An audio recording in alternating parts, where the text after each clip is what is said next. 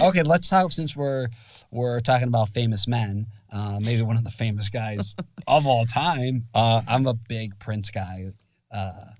Yeah. Did you date Prince? Tell us the story. Tell us the story. Start from the beginning. Like, how did you meet him? Because even I remember when you first got introduced on the show, and then that was kind of like just like sprinkled in there. I'm like, wait, what? I know. That's crazy. I know. So casually. Well, it is, I was 18, and my cousin, his name is Bobby Z, he was Prince's drummer. But before even the Revolution came a band, he was Prince's friend. And they just were very good friends. Like, Bobby took him to get his driver's license and all that. And not only that, but my brother was his personal valet for 12 years. And my sister did his makeup. And so it's a very, Minneapolis, everybody has a Prince story. But, I have a good one. So Bobby introduced us. And, we were the same age. And we were 18. And he was amazing. And he wasn't a Prince then. He was Prince Light. And I'd go to his house and he'd play guitar and sing for me. And, he was an amazing person. And people think he's so quiet, but he's hysterical. He was just really funny. Again, the humor I loved. But anyways, so I was dancing in a fashion show. And Bobby brought him to the fashion show, and he's kind of like hiding behind a pole, and I was coming down the stairs dancing, and after he goes, "You are a sexy dancer. I'm gonna write a song about you." I'm like, okay. So anyways, but that song came out a little bit after, but we hung out and we just had such a great time. And then I graduated high school, and I was a professional figure skater in the Ice Follies. Oh, wow.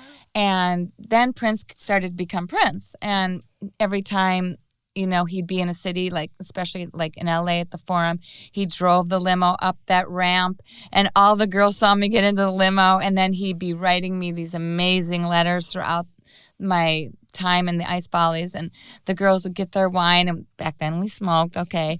I only smoked for a couple of years, but, we'd sit around and it was the 70s. And I'd drink wine, smoke cigarettes, and read letters from Prince. So cool. And the letters, I have to say, were a little explicit. And the girls that I'm still friends with from the Ice Follies, they still say, God, remember we used to sit around and used to read. It was like, and they sit around just going, like that.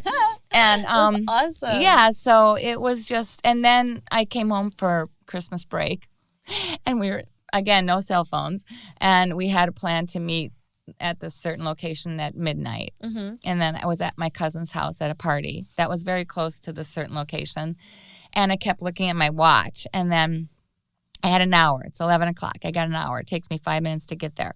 And then I see Brad, who was my first husband, across the room.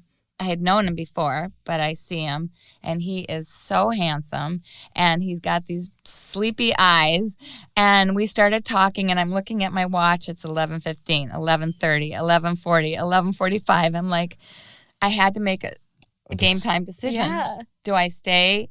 This could be my husband. Really? Yeah. Or do I go to Prince, who probably not going to be my husband someday? I mean, I had to make that decision. Leslie, this is a movie. This is literally the plot of a movie. This is crazy. So, they're going to make a Hallmark movie about your life, for sure. Oh, my God. There's so much more.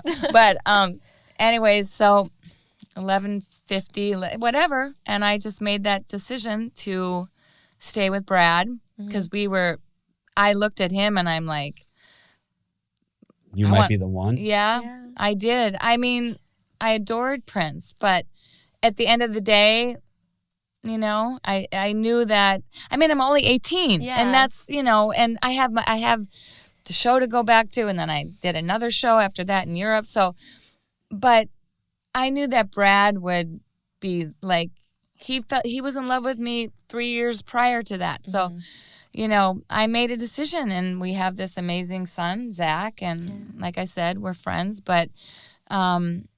So not only did Prince write a song about you, you stiffed him. You stood him up. Love that.